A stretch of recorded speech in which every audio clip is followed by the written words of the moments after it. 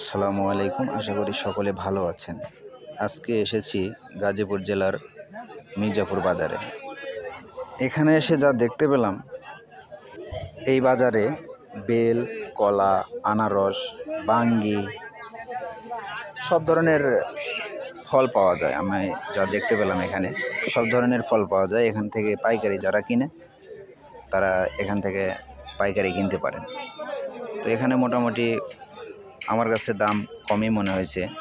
তো আপনারা দেখতে থাকুন, দাম যাচাই করুন। আমি যা দেখলাম এখানে 3 ছড়ি কলা 2700 টাকা, 2200 টাকা এরকম। তো এক ছড়িতে অনেক কলা, অনেক ডজন কলা থাকে।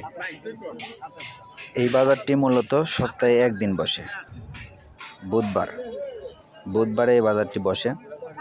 তো সকাল থেকেই বাজারে বিভিন্ন মালপত্র ওঠে, আর পাইকারি বাজারটাই সকালে শুরু হয় আর বিকালে খুচরা বাজার।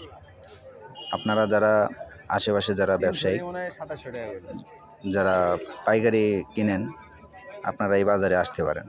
এই যে দেখেন কত কলা, প্রচুর পরিমাণে কলা ওঠে এখানে।